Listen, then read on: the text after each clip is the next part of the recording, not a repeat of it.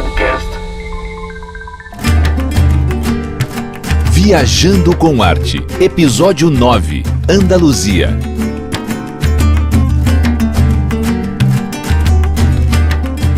Olá pessoal, eu sou Milene Riso do Viajando com Arte e conforme o prometido nós estamos aqui hoje para falar sobre a Andaluzia espanhola. Lembrando que essa é uma série que a gente grava junto com a América Podcast e que vocês podem acessar os outros episódios acessando as nossas redes sociais.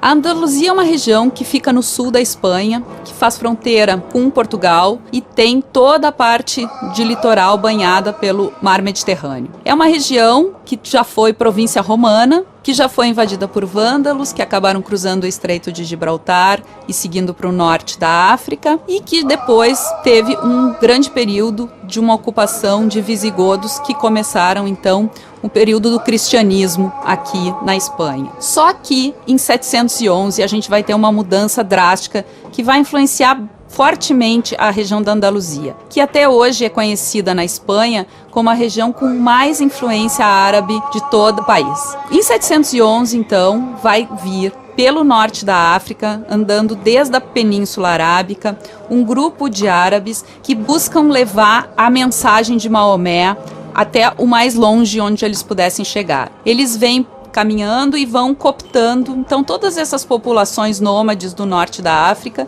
e vão, junto com os berberes, cruzar esse Estreito de Gibraltar nessa data tão significativa.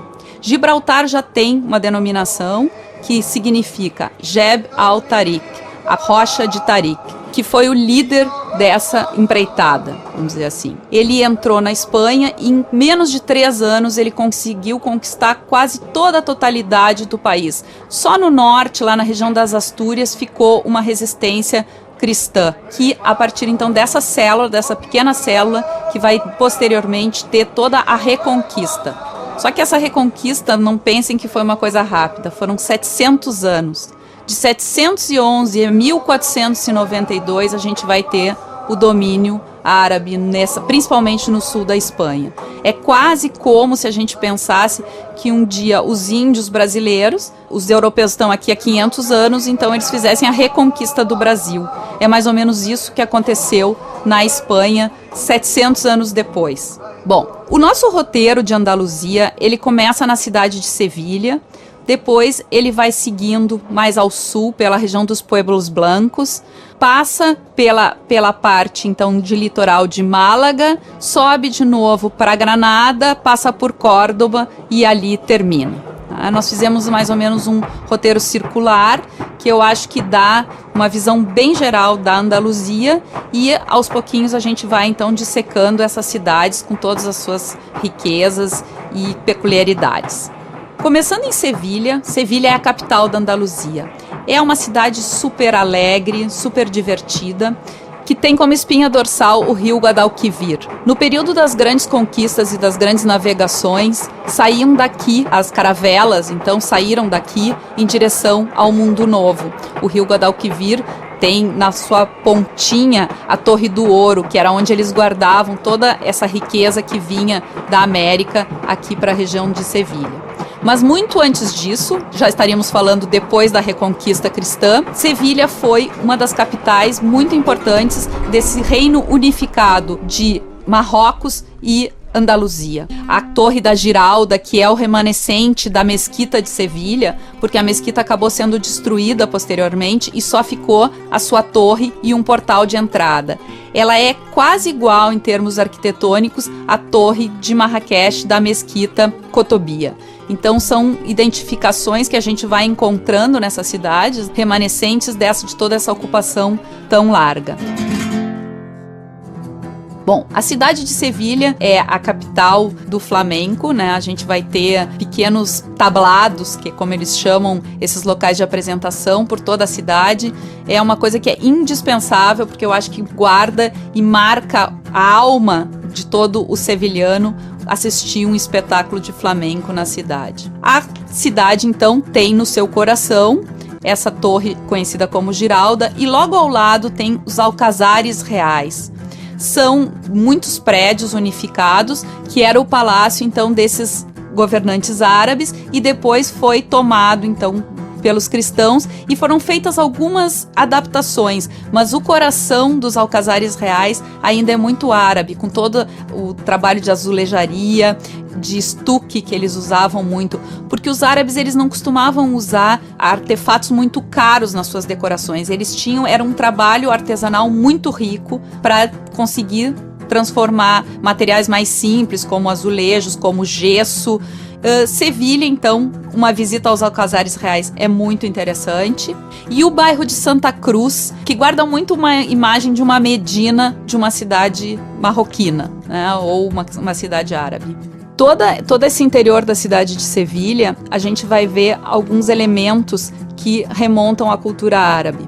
Por exemplo, as bancadas, elas são trabalhadas de forma que não se consiga ver de fora para dentro, somente de dentro para fora. Isso preserva os interiores, que normalmente são muito mais trabalhados e muito mais ricos que os exteriores, e também preserva as mulheres, que podem ficar olhando o que acontece na rua e ao mesmo tempo não são olhadas. Essas questões da cultura árabe são muito presentes nessas cidades da Andaluzia. Interessante lembrar que Andaluzia é um termo que remonta ao período árabe, onde essa região era chamada de Al-Andalus. E aqui os árabes eram chamados de mouros, né? Então a gente vai ouvir muito isso na história, falar dos mouros, porque aqui na região da Espanha eles eram chamados de mouros, e toda a arte que tem influência árabe aqui é chamada de arte mudéjar.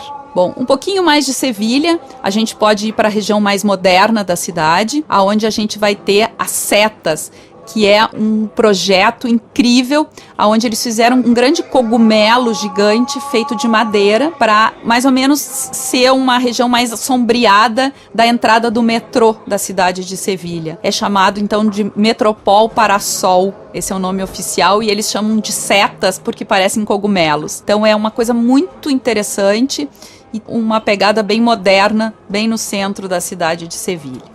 Bom, seguindo de Sevilha, então, em direção ao sul, a gente vai passar pelo coração dos Pueblos Blancos. Pueblos Blancos são pequenas cidades e eu não elencaria assim muitas nesse nosso roteiro, porque eu acho que a gente não precisa visitar uma série muito grande. A gente conseguindo pegar umas 2 ou 3 que dão essa imagem dessa cidade, que lembra também muitíssimo as Medinas árabes. A primeira cidade que nessa ida ao sul eu passaria, não deixaria de visitar, é Zahara. Zahara, ela é um pueblo branco, mas ela fica numa ponta de montanha bem em frente a uma grande represa. E isso dá um ambiente muito especial, porque a maioria das outras cidades ali ficam em regiões mais áridas.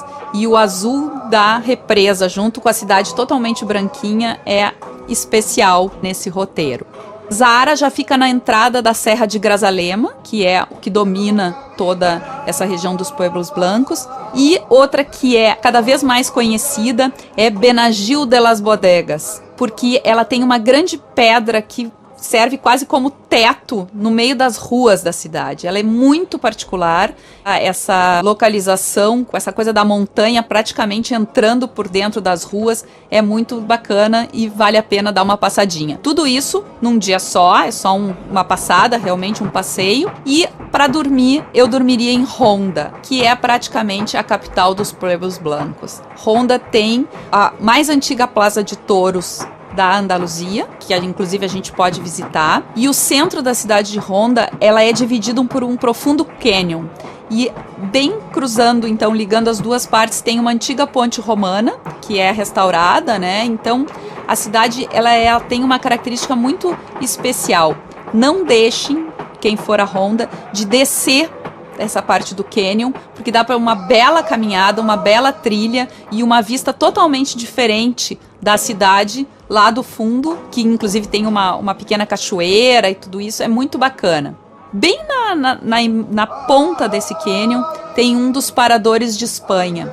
Isso é uma dica bacana, porque esses paradores são antigas construções, né, históricas, e que foram transformadas em pousadas em hotéis. Normalmente os preços não são muito altos na Espanha e elas estão em localizações incríveis. Aqui em Ronda, a vista do parador é a vista mais bonita da cidade.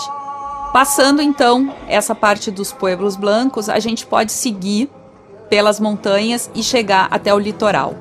Muita gente pergunta, quando está fazendo um roteiro para a Espanha, se vale muito a pena ir a Marbella e Torremolinos. Sem dúvida são as cidades de praia mais conhecidas da Espanha, mais famosas, mas no meu entender não são as mais interessantes. Por quê? Porque são construções basicamente modernas, né? São cidades que têm algum centrinho histórico ainda preservado, mas em geral são cidades mais modernas.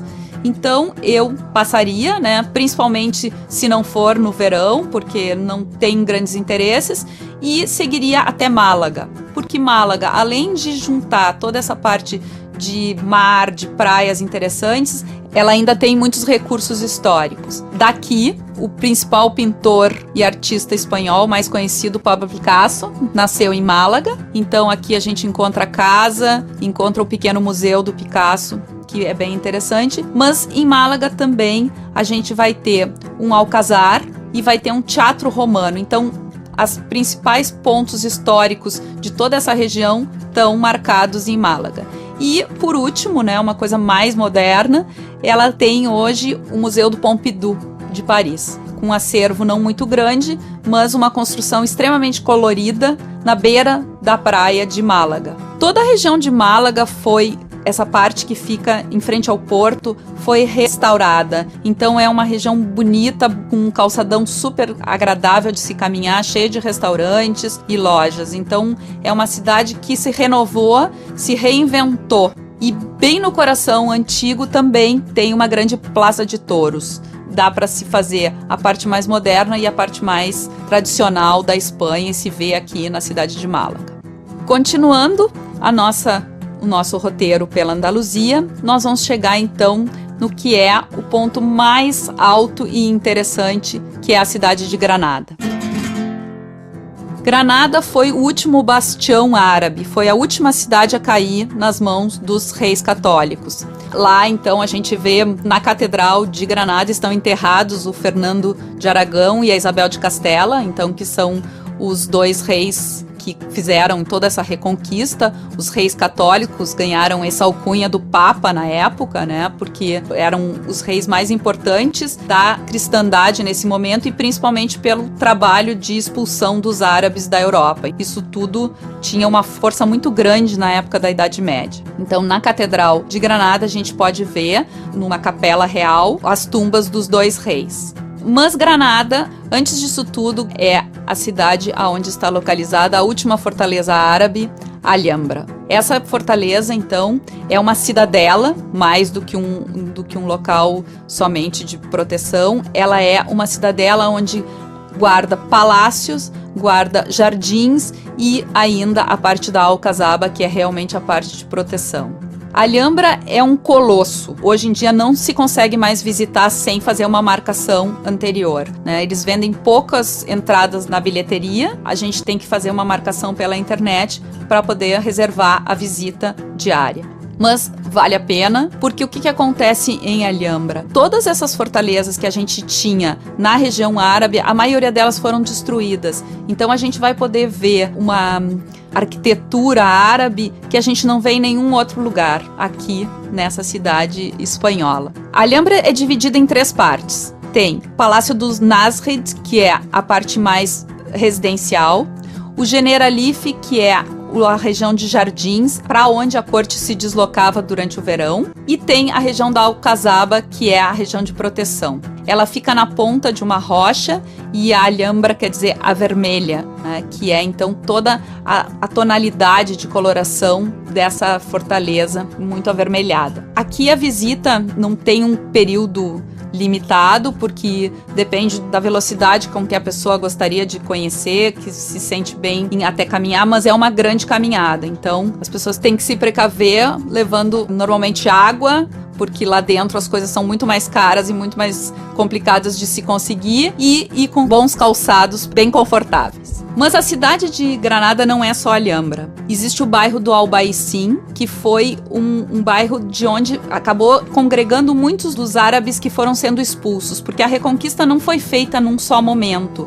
Ela foi vindo do norte para o sul gradativamente. Então, muitos dos árabes que foram expulsos de Sevilha, de Córdoba e de outras partes da Andaluzia acabaram aqui em Granada, que foi a última conquista, e fundaram então esse grande bairro, que é um bairro muito interessante porque também guarda muitas influências das lojinhas e das características dos árabes aqui na cidade de Granada. Então é um passeio super interessante, e toda a divisão entre Alhambra e Albaicín, ela é circundada pelo rio, e ali então é uma pequena rua, de um lado Alhambra, do outro lado Albaicín. É uma caminhada super agradável de se fazer, e a partir dali se pode subir até o Mirante de São Nicolás, que é a melhor vista de Alhambra a partir do bairro do Albaicín. Uma outra dica em Granada é fazer um banho árabe. Os hammams, que se espalham por todo o mundo muçulmano, aqui em Granada tem ainda algumas meia dúzia de exemplares. E então é uma experiência muito bacana, porque além do banho se pode fazer massagem e se pode ter a experiência completa do hammam aqui na cidade de Granada. Bom, e para terminar aqui em Granada, eu acho muito interessante lembrar que quando o último califa então foi expulso aqui do Alhambra, ele estava caminhando, né, e olhou para trás e começou a chorar. E a mãe desse senhor chegou para ele e disse: "Não chores como mulher aquilo que não defendeste como homem." E aí esse ponto exato ficou conhecido como o suspiro do Mouro. Então, bem forte o dito da mãe do califa. A gente então vai seguindo para nossa última cidade, sem antes falar da Serra Nevada, porque bem atrás do Alhambra está as maiores montanhas aqui da Andaluzia, onde inclusive tem uma estação de esqui. E muitas vezes no inverno, quando a gente enxerga a Alhambra vista do bairro do Albaicín, a gente enxerga essas montanhas nevadas que ao entardecer ficam rosadas. Então é uma paisagem realmente incrível aqui, principalmente no inverno. Bom, e a nossa última cidade é a cidade de Córdoba, que guarda a maior mesquita, mas com uma característica muito especial. Quando os cristãos conquistaram essa cidade, eles não destruíram a mesquita, eles construíram exatamente no meio dessa mesquita uma catedral cristã. E hoje então a gente entra na mesquita, aquela que é super famosa, dos arcos multicoloridos, e vai caminhando até que a gente se depara com uma parte que ela sobe e tem uma catedral cristã incrustada no meio da mesquita. É uma coisa muito impressionante, assim, e eu acredito que só para ver esse monumento já vale a visita a Córdoba. Ainda que ela também é uma cidade que foi dividida, que tem uma parte antiga de pátios muito floridos, e até durante o período de primavera esses pátios tem um concurso para ver qual é o pátio mais florido em Córdoba, e é muito interessante. E a cidade então, a parte moderna também tem seus atrativos, mas a mesquita de Córdoba é o ponto alto assim desse roteiro final.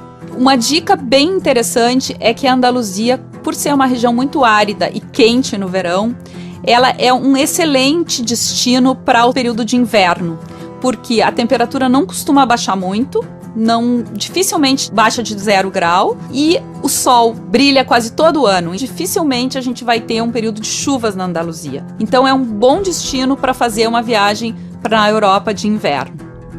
Hoje em dia, a região da Andaluzia é uma das regiões mais fortemente católicas da Espanha. E por isso as feiras e a Páscoa nessa região são incríveis. A Feira de Sevilha, que acontece normalmente em abril, é uma das épocas mais interessantes de visitar a região. Mas, claro, o preço sobe bastante, diferentemente do inverno, quando é realmente muito, muito convidativo. Com isso, a gente encerra o nosso episódio sobre Andaluzia. Não esqueça de nos seguir Viajando com Arte e América Podcast nas redes sociais. E até o próximo episódio.